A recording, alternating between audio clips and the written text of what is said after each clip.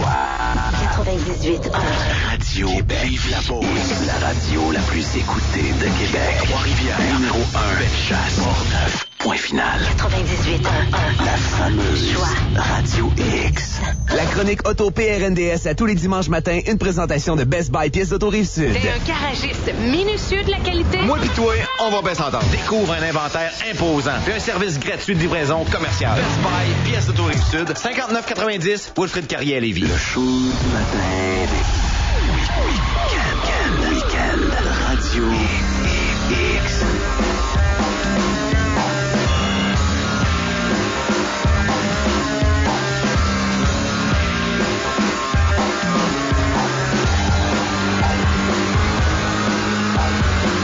7h46, c'est le temps de la chronique auto avec les gars du site prnds.net, Mathieu Thomasin et Jean-Samuel Guay. Comment ça va, les gars? Ça va super bien, comme d'habitude. En pleine forme, je me sens comme une jeune écolière sur un lit de pétales de rose. Oh, c'est bizarre, ça. C'est un peu bizarre. Hey, Matt, je t'ai vu à télé cette semaine, à Télémag. Oui. Tu faisais ton émission de 4x4? Yes, tuning 4x4. On est en feu cette année. Puis ça tombe bien que t'en parles parce que manque pas le prochain épisode. On s'en va à la Valtrie. C'est la compétition la plus extrême que j'ai jamais vue de ma vie. Ouais. Mais j'ai une question. Vas-y donc. C'est où ces pistes de 4x4-là? Et, OK, ça reste toujours touché. OK, parce que on se le cachera pas à Québec, faire du 4x4 sur n'importe quel terrain, dans la ligne d'hydro en haut à Beauport. Ouais. Ça ne marche plus, c'est terminé. Vous allez vous ramasser avec des contraventions ultra salées, puis il faut pas aller là. Fait que ce qui arrive, c'est que beaucoup de propriétaires de terrains privés vont prendre entente. Là, cette semaine, c'est avec le Club Jeep, la fameuse 101. Donc, on prend entente, les personnes vont là, c'est autorisé, c'est un terrain sur lequel ça sera pas brisé. Il y a un parcours qui est vraiment défini. Il y a pas personne qui va les s'énerver là, parce que Patrick Chassé fait aussi une très bonne job à encadrer là. C'est quoi la 101?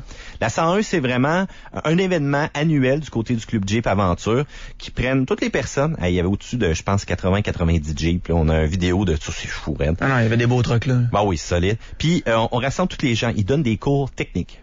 Mécanique. Donc, il démontre vraiment les techniques de conduite aussi en route.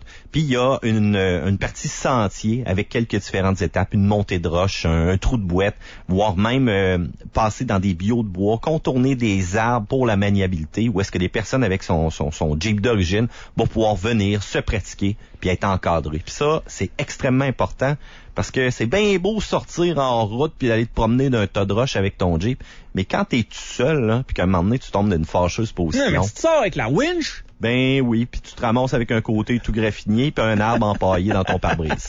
Avec une corde? Ça arrive-tu pour de vrai, ça? Sérieusement, il y en a beaucoup qui se risquent seuls, effectivement. Tu sais, je te parlais de la trail des pylônes à Beauport. Ouais. Tu sais, un retour de soirée avec tes chums à 2h du matin, où ce que t'es bien craqué, puis tu dis, hey, checkez bien les gars, je vais vous montrer ça. Tu trouves le moyen de passer dans le pit de sable, puis qu'à un moment donné, tu sais pas pourquoi, mais t'es rendu avec 2 pieds d'eau dans le truck.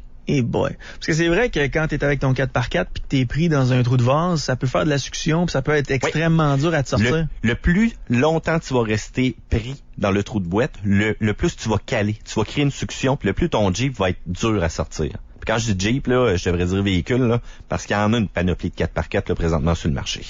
Je suis allé faire un tour la semaine passée, justement, c'était extraordinaire comme journée. C'était très, très le fun. D'ailleurs, on a vu des images passer cette semaine de cette folle aventure avec de la boue et les Jeeps. C'était très drôle. C'est tout? Oui. Moi, j'aurais pensé que t'aurais rajouté quelque chose de plus. Genre, t'as essayé le plus gros Jeep, le plus gros projet GR à Québec, puis t'as trippé, non? Non, parce que je l'ai pas essayé. Oh, pauvre petit. Non, ouais, il est jaloux, là. Le gars qui était avec toi dans le show, là, l'armoire à glace, là, c'était qui, lui? Patrick Chassé, GR Suspension. Donc, écoute, Pat, c'est un passionné. Tu le regardes, ce gars-là, puis t'as le goût d'être ton ami. Tout le monde va être son ami. Il peut même plus sortir pour aller faire son épicerie, ce gars-là. Non, c'est vrai, Patrick, écoute, c'est un professionnel là-dedans. Ils font des projets fous, OK? Le Jeep qu'on a sorti, celui-là du monsieur, là. Premièrement, la hauteur de ce Jeep-là. Steve, il me guidait là dans l'émission, puis il me disait, tourne à gauche, tourne à droite, vous allez trouver que je reçois beaucoup de directives. Mais c'est que le Jeep était tellement haut que je voyais même pas les roches à terre quand je t'en montais. À ce point-là. À ce point-là. On est capable de revoir cette émission-là? Oui, on peut le revoir sur télé-mag.tv, section Tuning 4x4. Allez voir ça, cliquez là-dessus. Sérieux, c'est un très beau show. Puis je vous le dis, manquez pas la semaine prochaine, la compétition extrême là à Lavaltrie, là. J'ai jamais vu des gars aussi slinglés défaire leur 4x4, défaire leur beau truck, tout ça pour une compétition et épater la galerie. Comment ça peut coûter une saison de 4x4 pour des gars qui pratiquent ce sport-là? Ça, c'est le genre de sujet que t'abordes pas autour d'un souper quand ta blonde est présente. Ça coûte très cher parce que... Ils m'achètent même pas de fleurs à Saint-Valentin! Tu sais, quand ta fille, elle passe au resto, là, pis elle vient offrir des fleurs, pis là, t'es là, non. Puis là, finalement, tu te retournes. Hey, les gars, on est sortis hier, ça m'a coûté 4 heures d'être rock, check ça, mes gros modes. Là, ça a coûté 18 cents, 900 pièces. Là, non, ça passe souvent pas. Ouais, mais tu sais pas, en moyenne, ça peut coûter un bon 10 000 pièces par année. Ben, c'est toujours... Pour t'énerver, du gaz. Des pièces. T'en as toujours pour l'argent que tu veux mettre, OK? Si t'as un budget qui est un peu plus restreint, ben je te conseille de faire la petite trail de gravel puis de pas y aller trop extrême. Mais je te cacherai pas qu'avec l'émission qu'on a, à chaque fois qu'on sort, il y a tout le temps quelqu'un qui brise. C'est normal, c'est de la mécanique. Puis on parle des bras en moyenne là, qui peuvent coûter 400 pièces en montant. Parce que c'est pas trop long. Juste un pneu de ce véhicule-là, si tu le perces, mais écoute, ça peut être un 400, 500, 800, voire même des différentiels, des compresseurs. Encore pire, la carrosserie. La minute que tu accotes un arbre, tu fais une bosse là-dedans, ça fait mal au cœur. Puis il y en a qui arrivent avec des Jeeps flambant neufs en trail. Ça, je vais toujours avoir de la misère. Flambant neuf, puis non modifié aussi. Ouais. C'est ça qui est impressionnant, c'est que... pas de trouble, avec les stickers du concessionnaire encore sur le véhicule. Fait que, je sais pas, moi, j'irais là qu'un minimum de modification au moins. Ben, c'est assez accidenté comme terrain là, avant de... Ouais. Puis le concessionnaire, il est pas fou, hein. Si vous ramenez le Jeep en location puis qu'il y a encore 2 pieds de boîte là dans le compartiment moteur, il va le savoir. Est-ce qu'il se doute de quelque chose, effectivement. Cette semaine, Matt, on parle du Jeep Grand Cherokee SRT 8 NSI. Oui, John Hennessy. Ça, c'est un gars aux États-Unis qui prend des voitures rapides, qui les tourne en voitures encore plus rapides. Non seulement des exotiques, mais une grande variété de véhicules. Son slogan sur son site web, je l'adore, Making Fast Cars Faster Since 1991. Donc, prendre des voitures rapides et vraiment les modifier. Il peut modifier des Cadillac ATS, GMC Yukon, Toyota Tundra, une panoplie de véhicules du genre, en passant par les Porsche 911, mais Ferrari 599. Là, tu me parles d'un grand Yukon, puis après ça, tu me parles d'une Ferrari. Ben oui, t'as compris. Il y a une petite marge de... Non? Il y a une marge, mais ce gars-là, quand il touche au véhicule, là, il va rajouter 200, 300 forces de temps dans le temps de le dire. Son dernier jouet, Jeep Grand Cherokee SRT8 2013, le rebaptise NSI HPE 600 Supercharge SRT8. Une machine de guerre. On part vraiment avec le moteur standard 6.4 litres et on ajoute le supercharger, l'entrée d'air HPE. Les poulies d'entraînement vont donner de 7 à 8 PSI de pression. Les collecteurs d'échappement en stainless, catalyseur au débit, les têtes portées du moteur, système de gestion d'essence modifié, injecteur. Écoute, c'est une liste qui est quand même assez longue, mais ce qui est particulier dans sa liste, c'est qu'il inclut un essai routier de 160 km. Donc, il modifie ton camion. Il va le rouler pour être sûr que tout est fiable. Il y a même des tapis identifiés NSC à l'intérieur, couverts de moteur, badge extérieur.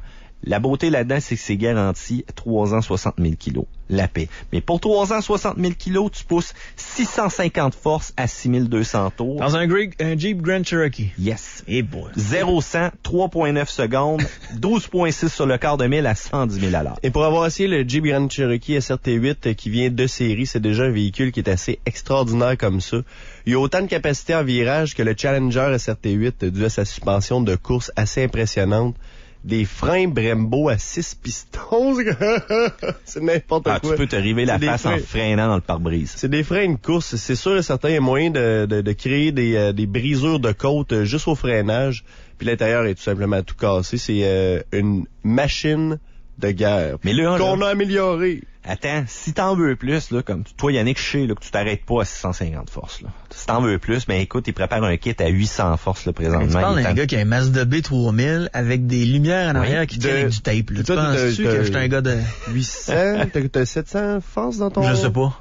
Aucune idée. T'es En tout au cas, moins à 600. À devoir aller tantôt à lumière, là, tu m'as mangé solide. Hey, parlant de ça, hier, je revenais de travailler, puis je suis sur le pont Pierre-Laporte, puis je roulais peut-être à 95. Puis il fallait que je tente un dépassement vers la gauche.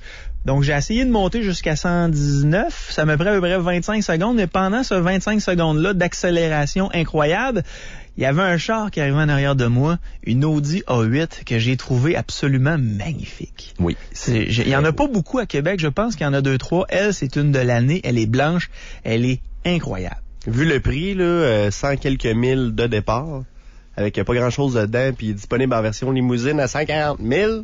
Non, effectivement, il n'y en a pas beaucoup, mais c'est des véhicules exceptionnels. Puis d'ailleurs, le moteur V8, c'est le même qu'on retrouve dans la R8, qui est la voiture haute performance. Donc puissance, confort, c'est selon plusieurs la voiture toute catégorie confondue de l'année, la voiture à avoir, c'est vraiment une machine impressionnante. Je veux pas renchérir là, mais notre ami NSC là produit une Venom GT. OK, c'est devenu la voiture la plus rapide là qui est possible d'acheter et on roule à quelle vitesse, Yann?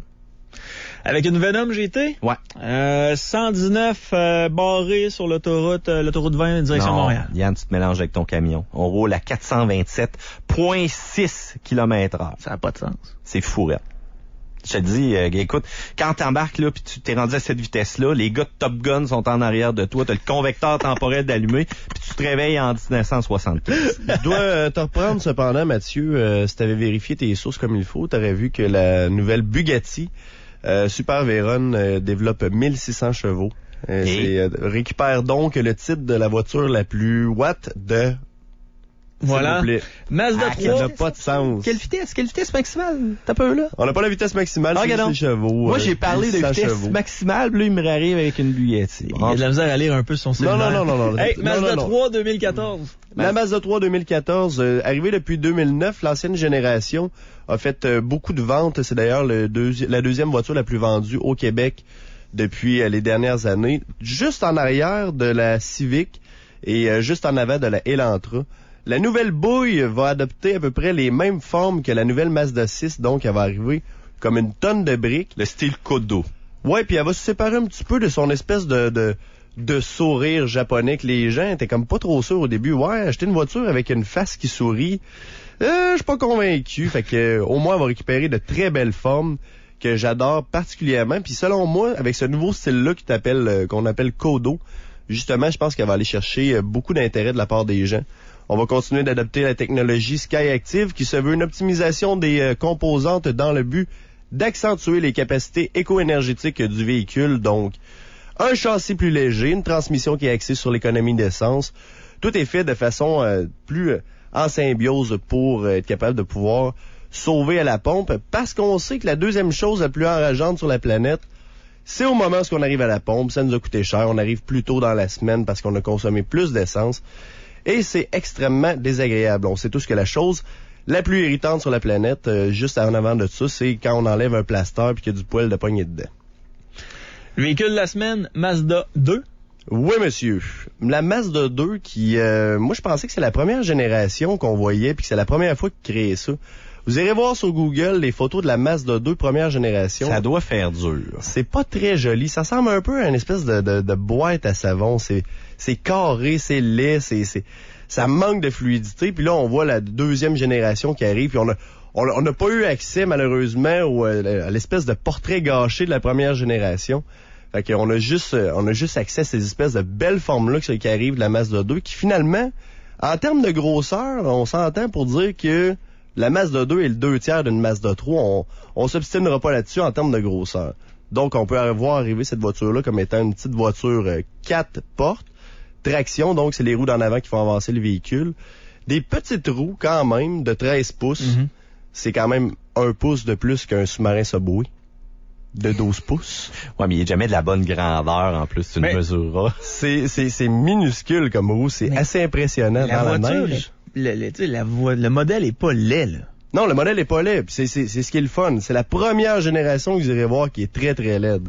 Nous, on a accès à quand même Des belles lignes, des belles courbes. Moi, je suis... Écoute, l'extérieur, on est loin du look Kodo de Mazda, là, cependant. Là. Absolument, ils vont arriver avec ça plus tard pour la Mazda 2. C'est ça, on reprend avec le sourire, les gros phares en avant, vraiment élancés, même les feux arrière aussi. Ce qui est intéressant au moins avec le modèle GX là, qu'on a présentement, c'est les phares anti-brouillard là, qui rajoutent quand même un petit peu plus un look sportif. Ouais. C'est une petite allure athlétique. Bon, c'est vraiment orienté pour le flux d'air aussi.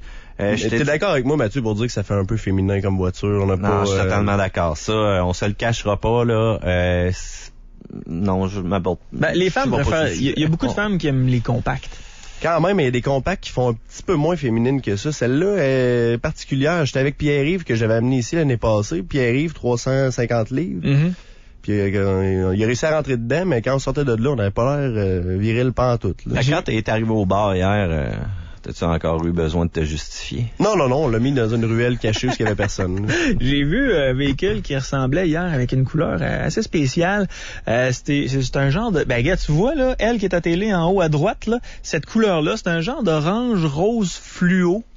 Il y a des véhicules de plus en plus qui ont cette couleur-là. C'est bizarre. Mais je trouve que c'est bien que tu abordes le terme des couleurs, parce que justement, j'avais une petite note là-dessus, puis je pense qu'on peut en parler tout de suite. Tu as le choix de couleurs gris, noir, rouge, blanc, le standard, puis sérieux, allez-y vers ceux-là. Mais t'en as deux particulières, OK? Je te nomme le nom qu'ils ont donné à leur peinture.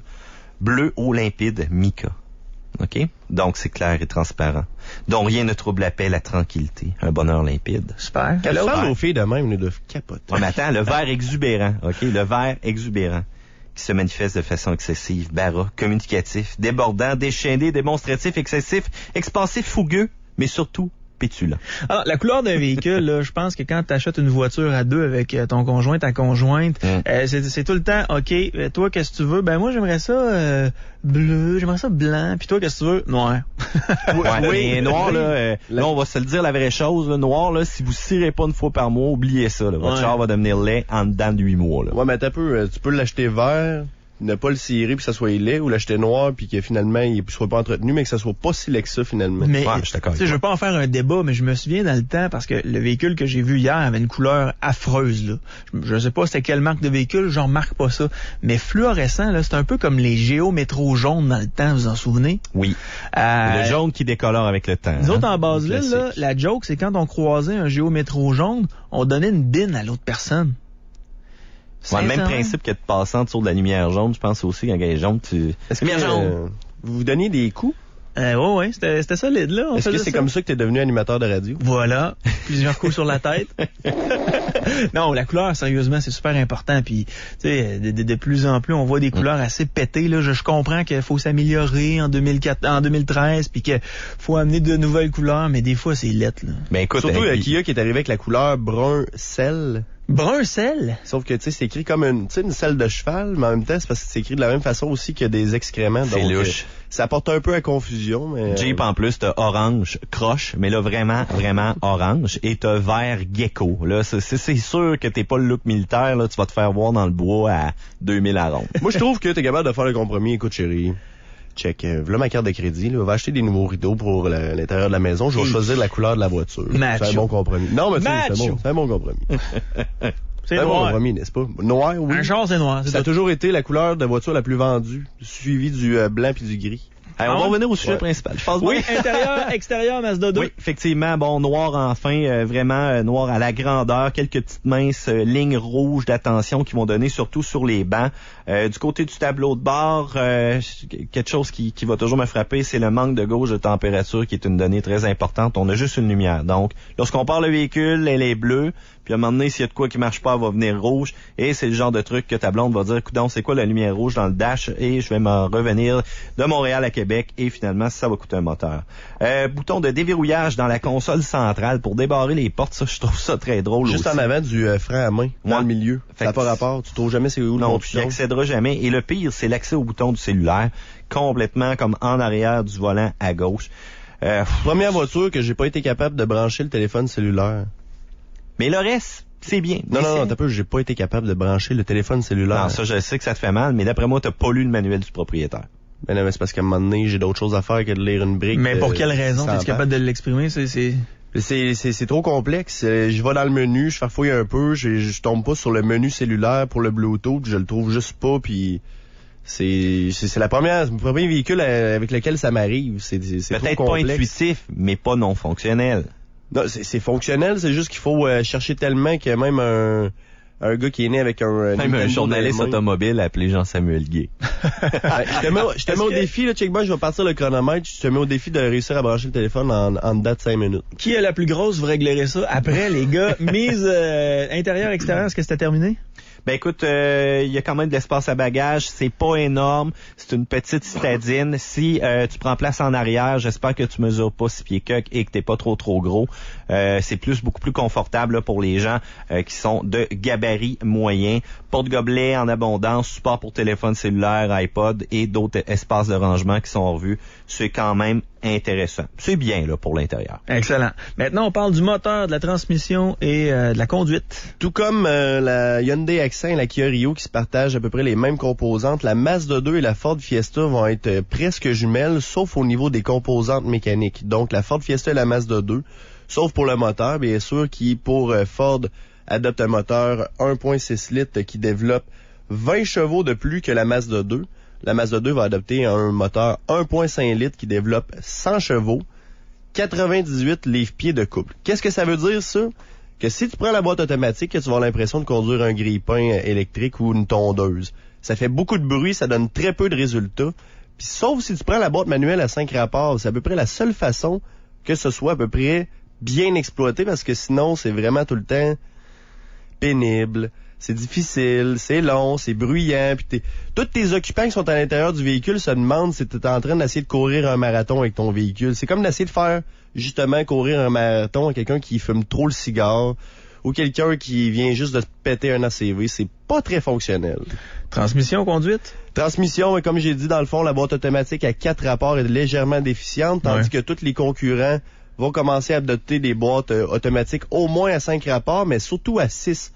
La Hyundai Accent et la Kia Rio vont adopter des boîtes manuelles et automatiques à 6 rapports, donc c'est un plus de ce côté-là. Puis pour ce qui est de la conduite, est-ce que c'est une conduite agréable? Absolument, c'est une conduite dynamique, ça fait quand même très bien. Mon essai de l'année passée, je me rappelle encore, c'était avec une boîte manuelle à 5 rapports, ça faisait un vrai charme. Puis d'ailleurs, pour 1200$ de moins, vous avez une conduite qui est plus le fun avec la boîte manuelle. Priorisez ça, puis si jamais vous savez pas conduire avec une boîte manuelle, ben prenez-les. Vous allez sauver de l'argent, avoir plus de plaisir, vous ramasser avec une bonne petite voiture. Puis t'as une bonne tenue de route aussi sur ce petit véhicule-là. C'est assez surprenant. En chiffres, là, je regardais les spécifications hier. Puis on parle de 0.8 quelque chose là, pour le coefficient de drag. Donc, lorsque c'était vraiment en virage, là, tu vas ressentir quand même assez de force G. On parle en pneus d'été là, et non en pneus d'hiver dans nos hivers québécois, bien sûr, pour cette statistique-là. Côté c'est fou, là. Autant que ton Jeep Grand Cherokee SRT8 pour le coefficient. Ouais, regarde, la face tacote dans la vitre latérale. Consommation sur 100 km? Oui, la consommation, on aurait espéré peut-être un petit peu plus dans la performance de la consommation, je parle. Donc, pour une manuelle, on parle de 6,8 litres en ville, 5,6 sur route. Automatique, on dépasse les 7,1, 5,8. Moi, à partir du 7, je trouve ça c'est beaucoup pour un petit véhicule comme ça. Hein? Ce qui est particulier pour Mazda, c'est qu'on va aller choisir une Mazda 3 Sky Active, qui va être plus grosse, puis on va obtenir sensiblement les mêmes performances au niveau de la consommation. Dans la compétition, Yaris, on parle vraiment de 6,6, 5,2 en configuration manuelle. Honda Fit, 7,1 et 5,4 litres au 100. La Kia Rio, quant à elle, on parle de 6,9 et 5,3. Pour la Chevrolet Sonic aussi, donc je le rajoute dans le comparatif, très élevé au niveau de la consommation, 7,7 et 5,6, toujours en boîte manuelle, et je ne parle pas là, du moteur turbo compressé, mais vraiment du 4 en ligne EcoTech. La Mazda 2, ça vaut combien ça? Mazda 2, écoute, deux groupes vraiment d'options là qui peuvent être achetées. Le modèle GX 1.5 litres avec la boîte manuelle à 5 rapports, on parle de 15 945 $. La GS, on monte à 19 795. On inclut les frais de transport et préparation de 1 495 $ dans le prix que je t'ai mentionné. Si vous voulez une peinture blanche, il va falloir débourser 200 $ de plus. Et on oublie l'option de la boîte automatique qui coûte 1 150 $. Faites attention, en version de base aussi, il faut que vous pensez au climatiseur.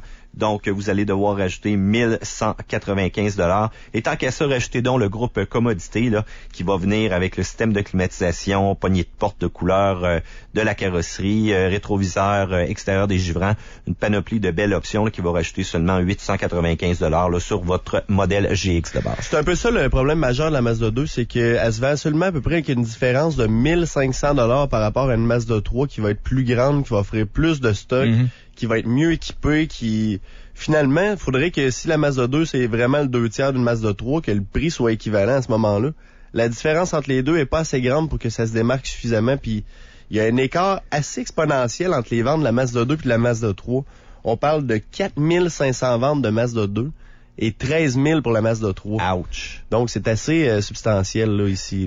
Évaluation mécanique du meilleur garage au monde. Oui, évaluation mécanique du garage Carbo. Pont rigide à l'arrière pour la suspension. C'est sûr que des fois, si on a une suspension indépendante à l'arrière, ça va être un petit peu plus le fun. On sent beaucoup de coups. Surtout lorsqu'on passe sur le pont. Le pont, c'est une bonne place pour tester justement la suspension des voitures. Ça donne beaucoup de coups.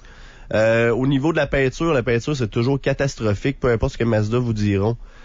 Qui ont rajouté des composantes dans la peinture, qui ont rajouté beaucoup qui ont essayé de s'améliorer à ce niveau-là. La peinture, c'est toujours leur problème majeur. Cependant, au niveau mécanique, au niveau de la conception, au niveau travail à l'intérieur de la mécanique, c'est quand même assez exceptionnel. Ça se fait très bien. Tout pépin qui va pouvoir arriver éventuellement au fil des années qui sont possibles. Ça vous coûtera pas trop cher de garagiste. Ça va être possible de pouvoir vous en tirer à bon compte. Tout est très bien placé. Puis ça va éviter aussi beaucoup de pots de Tylenol lors de la réparation pour le garagiste. Donc c'est bien, sauver de l'argent à ce moment-là. Votre évaluation sur 5, les gars, pour la Mazda 2? Je vais donner j'aurais donné un 2 sur 5, mais ça aurait été un petit peu trop bas. Mais tu sais, c'est vu que c'est une Mazda 2, mais je vais donner quand même un 2.5 sur 5 pour les raisons que vous êtes mieux avec une Mazda 3, qui est à payer un petit peu plus, vous vous retrouvez avec finalement des résultats qui sont exponentiels par rapport au montant que vous allez débourser de plus, surtout avec la nouvelle génération de Mazda 3 qui s'en vient, ou en sauvant à l'achat lorsque la transition va se faire entre les deux modèles. Moi, je vais avec un 2.9, OK? Certaines rivales offrent beaucoup plus d'équipement, OK? Et ce, de base. Ça serait bien d'avoir un moteur un peu plus puissant pour avoir vraiment encore plus le feeling Mazda, si on veut, de la réponse pour le véhicule. Ou même juste une boîte automatique à 6 rapports avec l'injection directe, ça serait réglé. Ça l'aiderait, ça donnerait un bon coup de main. Beaucoup plus cependant pour la tenue de route, le style vroom vroom de Mazda. Donc, écoute, la tenue de route, le confort des sièges intérieurs, je crois que ça justifie ma note présentement. Excellent. Question par rapport au monde de l'automobile, JS? N'hésitez pas à nous contacter, 418-999-6949, 999-6949 par téléphone, ou sinon en visitant le site www.prnds.net, en visitant la page Facebook du même nom, ou en allant visiter Mathieu Thomasin directement chez lui à cette adresse que je vais dire à l'instant. Que tu vas te taire immédiatement. Absolument. Merci aussi beaucoup au Garage Carbo, situé au 2671 rue de la Fonde à Saint-Émile. Très bonne job des techniciens du Garage Carbo. Vous avez des changements de pneus en ce moment qui s'effectuent aux alentours de 30 $. Donc, profitez-en, c'est bien. Si jamais vous avez encore vos pneus d'hiver, c'est plus le temps, là. Moi, vous le savez, les gars, je suis pas un gars de char. Par contre, les films Fast and Furious, j'adore, ça s'en vient très bientôt. J'ai vu la bande-annonce. Est-ce qu'on y va ensemble? Avoue que t'es craqué. On y va ensemble. Les gars, là, sérieusement, c'est du surentraînement, c'est de la protéine, puis je me demande des fois s'ils ont peut-être pas triché, mais ils se sont entraînés pour ce film-là, là. Les pipes, les pipes. Comment il s'appelle l'autre qui faisait de la lutte? Dwayne Johnson, alias The Rock. Hey, c'est sérieusement, il a jamais été aussi gros que ça. Il doit peser 350 livres. Dans muscle. Ouais, mais les mesdames aiment ça. Tu savais qu'il m'avait demandé, il m'avait approché pour le rôle de Dwayne Johnson pour le film Fast and Furious 6. C'est ça, c'était pas pour dans Twilight. Ouais, c'est ça, c'était pas pour Twilight. Un petit gars frêle et bien blanc. Merci beaucoup les gars. Bonne journée. Bye bye, bonne semaine. Le show du matin. Week-end. Radio X. La chronique Auto PRNDS à tous les dimanches matins, une présentation de Best Buy Pièces d'Auto Rive-Sud. T'es un garagiste minutieux de la qualité? Moi pis toi, on va bien s'entendre. Découvre un inventaire imposant puis un service gratuit de livraison commerciale. Best Buy Pièces d'Auto Rive-Sud, 5990 Wilfrid Carrier à Lévis.